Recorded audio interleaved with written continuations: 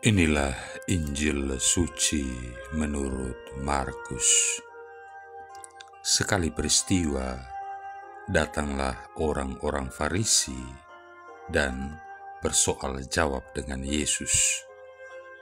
Untuk mencobai dia, mereka meminta daripadanya suatu tanda dari surga.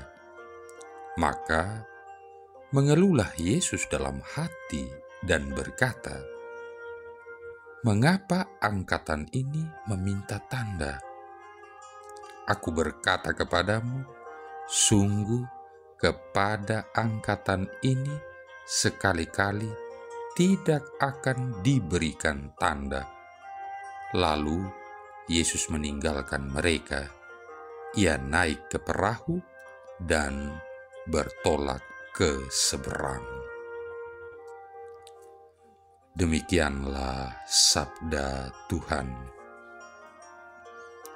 Saudara-saudari yang terkasih, memang agak mengherankan ketika kita membaca bahwa orang-orang Farisi meminta tanda dari surga untuk membuktikan tentang kedatangan kerajaan Allah melalui Yesus Kristus.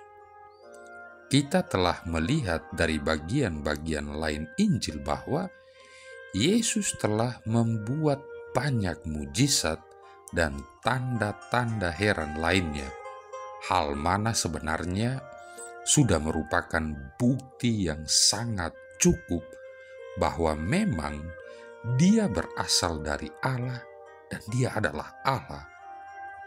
Namun bagi orang-orang Farisi, tanda-tanda ini tidaklah memuaskan.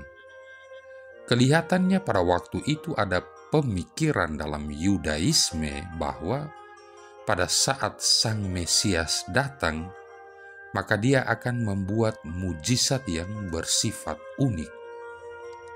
Tidak ada tulisan apapun dalam kitab suci Perjanjian Lama yang mendukung pandangan ini.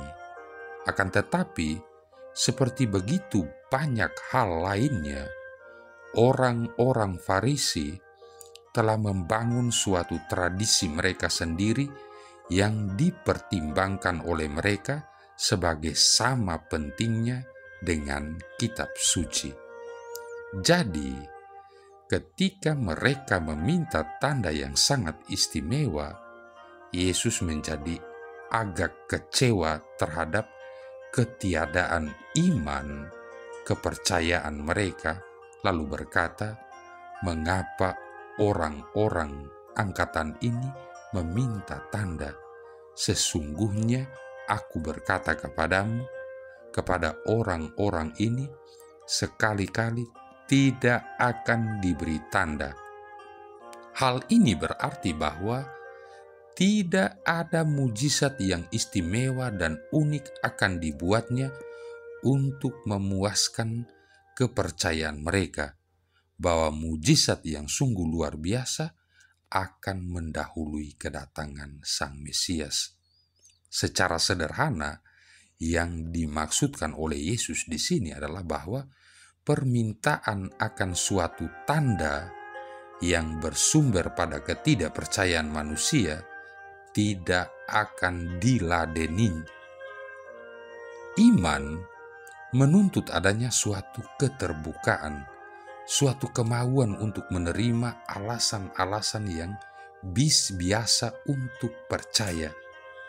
Jika penyembuhan orang-orang sakit, pengusiran roh-roh jahat, penggandaan roti, dan mujizat-mujizat lainnya yang jelas tidak lepas dari kuat kuasa ilahi tidak cukup untuk meyakinkan orang-orang Farisi itu, maka hal ini berarti tidak ada respon dari pihak mereka. Iman harus merupakan suatu tindakan bebas. Yesus tidak akan memaksa siapapun untuk percaya. Tanggapan atau respon harus datang secara bebas, dibantu oleh berbagai mujizat dan tanda heran yang sudah dibuat olehnya. Saudara-saudari yang terkasih, Kita sendiri memang tidak pernah menyaksikan Yesus membuat mujizat, menyembuhkan orang sakit, dan lain sebagainya. Yang mungkin pernah kita lihat adalah hal-hal sedemikian yang dilakukan oleh orang-orang beriman dalam namanya, namun kita percaya bahwa Yesuslah pelaku utamanya. Yesus Kristus tetap sama, baik kemarin maupun hari ini dan sampai selama-lamanya. Ibrani bab 13 ayat 8. Yesus Kristus ini menganugerahkan kepada kita karunia iman untuk menerima Injil sebagai benar.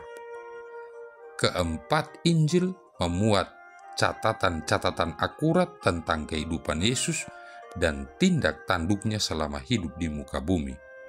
Oleh karena itu, kita percaya bahwa Yesus telah membuktikan keilahiannya, martabatnya sebagai Sang Mesias yang dinanti-nantikan lewat mujizat-mujizat dan berbagai tanda heran lainnya yang dibuatnya, yang memuncak pada kebangkitannya dari antara orang mati.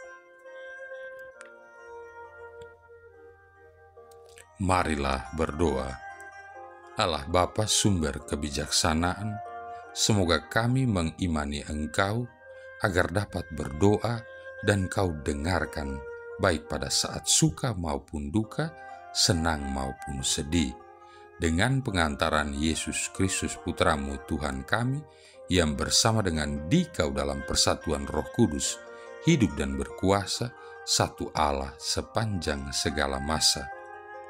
Tuhan memberkati kita sekalian, Bapa, Putra, dan Roh Kudus.